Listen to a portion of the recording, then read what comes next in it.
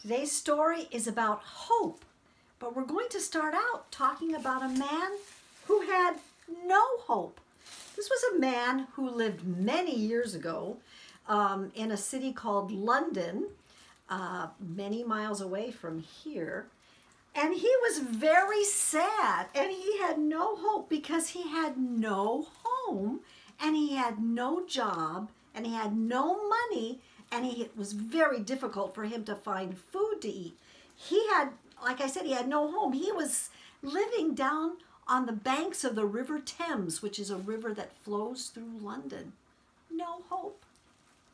Then one day, this man who had no hope was walking down the street, and he saw a store that had a big window, and in the window it had the front page of a newspaper.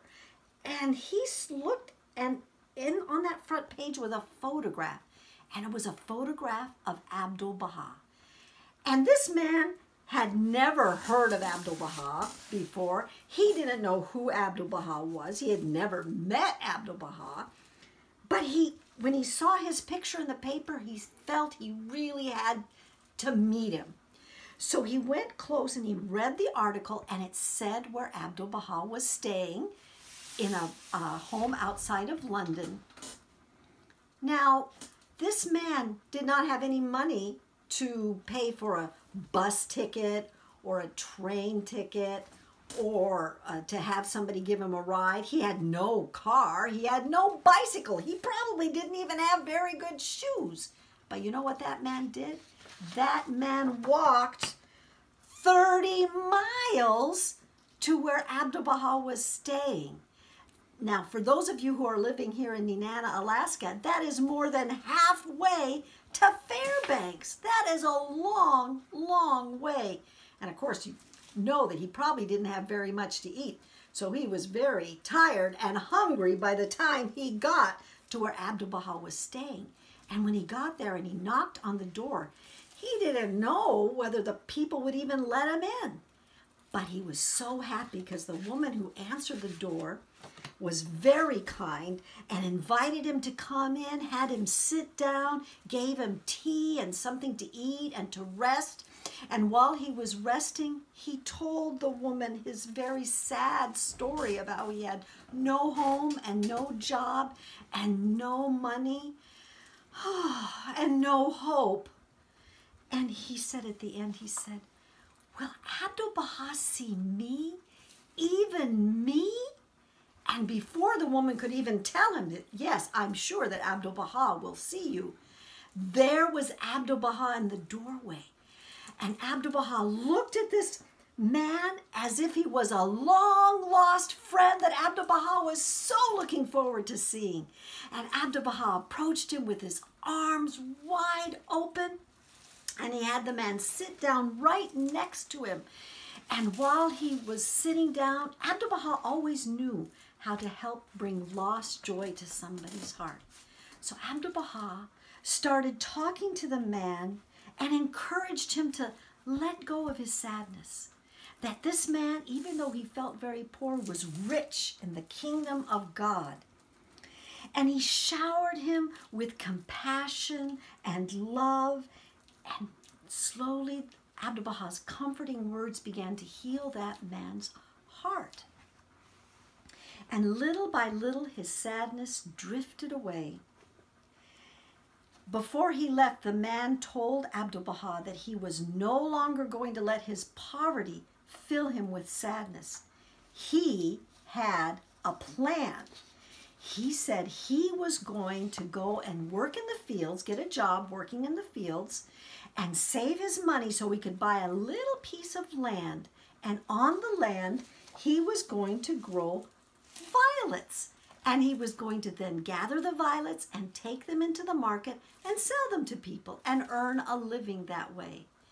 And he was so happy when he left Abdu'l-Baha because he had hope and he had a plan.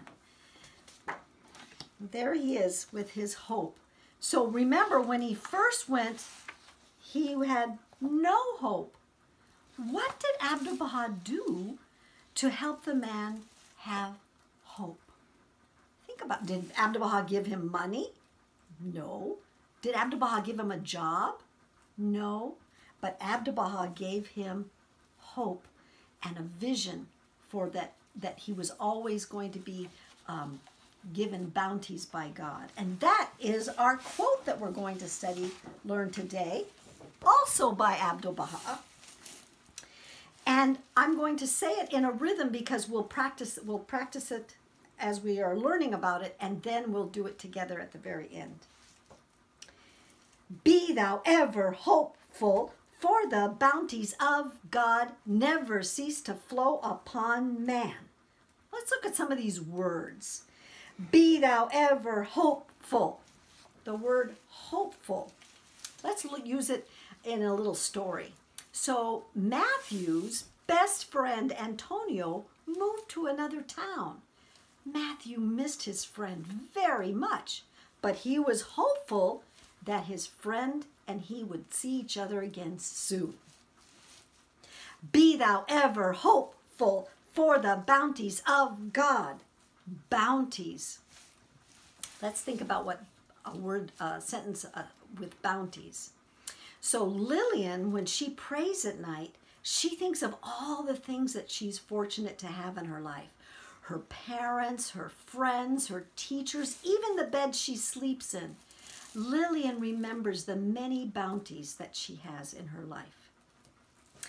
Be thou ever hopeful, for the bounties of God never cease to flow. Cease. This is a little story about the word cease. Even on cloudy days, the sun's rays always reach the earth and warms the earth. The sun's rays never cease to reach the earth. Be thou ever hopeful, for the bounties of God never cease to flow upon man. Now the word man in many cases in English language, and in this case, doesn't just mean men, it means men, women, boys, girls, teenagers, old people, everybody. Everybody receives bounties from God. So I'm going to put the words down and then we're going to do it as a rhythm and slap our knees. Okay, ready? Be thou ever hopeful, for the bounties of God never cease to flow upon man. A little bit louder. Be thou ever hopeful, for the bounties of God never cease to flow upon man. A little softer. Be thou ever hopeful, for the bounties of God never cease to flow upon man. Regular. Be thou ever hopeful, for the bounties of God never cease to flow upon man. Be hopeful.